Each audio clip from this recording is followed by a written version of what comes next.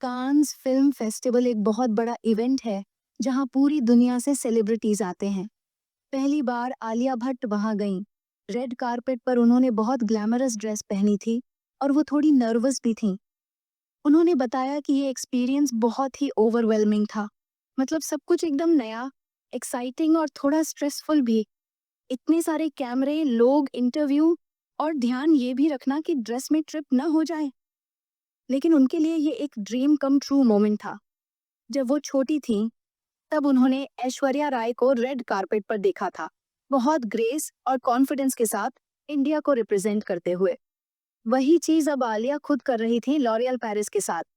उन्हें लगा जैसे कोई सपना हकीकत बन गया हो। आलिया ने बताया कि कांस की एनर्जी बहुत पॉजिटिव थी। हर तरफ लोग सिनेमा सेलिब्रेट कर रहे थे। वहाँ अलग अलग देशों के लोगों से मिलना, उनकी क्रिएटिविटी के बारे में जानना, ये एक्सपीरियंस बहुत इंस्पायरिंग था। ये सिर्फ फिल्म का इवेंट नहीं था, बल्कि एक ग्लोबल सेलिब्रेशन था जहां फैशन, ब्यूटी और कल्चर सब एक साथ कनेक्ट हो रहे थे। जब उनसे पूछा गया कि उनका रेड कारपेट लुक पहले से प्लान किया गया था या नहीं, तो आलिया ने कहा कि वो हमेशा लुक से ज्यादा फीलिंग्स पर ध्यान देती हैं। अगर आप अंदर से अच्छा महसूस कर रहे हो, तो आप बाहर से भी अच्छे दिखते हो। इसलिए उन्होंने अपने स्टाइलिस्ट और ब्यूटी टीम के साथ मिलकर जो पहली इंस्टिंक्ट आई, उसी को फॉलो किया। उन्हें ज्यादा ओवरथिंक करना पसंद नहीं। वो जल्दी डिसीजन ले लेती हैं, जो दिल कहे वही ठीक लगता है। आलिया कहती हैं कि जैसे जैसे इंसान लाइफ में ग्रो करता है, वैसे वैसे उसकी एक्टिंग भी बदलती है। जब वो छोटी थीं, तब एक अलग नजरिया था। अब 30 की उम्र में उन्हें एक कंफर्ट मिला है, जैसे खुद से दोस्ती हो गई हो। उन्होंने बताया कि पहले वो छोटी छोटी बातों की चिंता करती थी, लेकिन अब वो चीजें उतनी इम्पोर्टेंट नहीं लगती। और ये मैच्योरिटी उनकी फिल्मों में भी दिखती है। 12 साल से ज्यादा हो गए हैं उन्हें एक्टिंग करते हुए, लेकिन हर फिल्म से कुछ नया सीखती है। जब उनसे पूछा गया कि माँ बनने के बाद उनकी सोच कैसे बदली, तो उन्होंने कहा कि ये फीलिंग वर्ड्स में एक्सप्लेन करना मुश्किल है।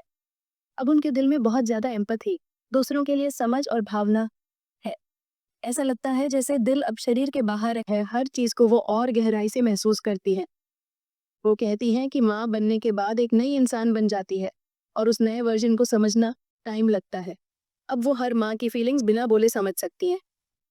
उनकी मम्मी भी पहले छोटे छोटे इमोशनल मोमेंट्स पर रो पड़ती थी। अब आलिया को समझ में आता है क्यों। कंस जैसे फेस्टिवल्स में अब इंडियन फिल्म्स को भी बड़ी जगह मिल रही है। आलिया कहती हैं कि इंडिया सिर्फ एक देश नहीं, एक पूरा कॉन्टिनेंट जैसा है, जहाँ हर 3 किलोमीटर पर भाषा, खाना, रंग सब बदल जाता है। हमारी कल्चर बहुत रिच है, और अब जब पेयल कपाडिया जैसी डायरेक्टर्स इंटरनेशनल रिकॉग्निशन पा रही हैं, तो दिल बहुत प्राउड होता है। उनका मानना है कि ये कोई नई शुरुआत नहीं है, ये तो अबाउट टाइम है। मतलब अब दुनिया को हमारी असली ताकत दिख रही है। आलिया मानती हैं कि अब रीजनल फिल्में अलग नहीं रह गई हैं।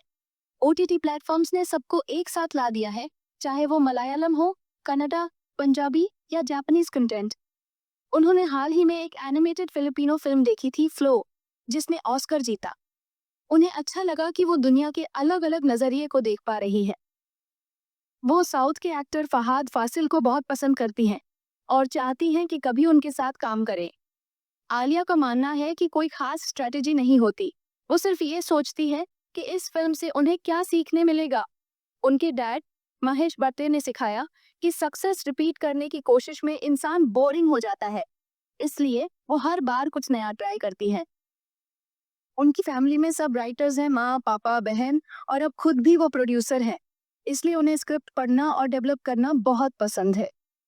आलिया कहती हैं कि आज भी जब कोई और डायरेक्टर बनती है या कैमरे के पीछे काम करती है, तो लोग उसे स्पेशल मोमेंट की तरह दिखाते हैं, जैसे कोई ब्रेकिंग न्यूज़ हो। वो चाहती हैं कि ये सब नॉर्मल हो जाए। जैसे हम रोज सूरज उगने पर खुश नहीं होते, वैसे ही औरतों का पावर में होना एक आम बात बन जाए। उन्होंने कहा कि औरतों को आगे बढ़ाने के लिए हमें एक दूसरे का साथ देना पड़ेगा, अकेले कुछ नहीं होगा। सिस्टरहुड और सपोर्ट सबसे जरूरी है। इंटरव्यू के अंत में आलिया ने कहा कि उन्हें ये बातचीत बहुत पसंद आई।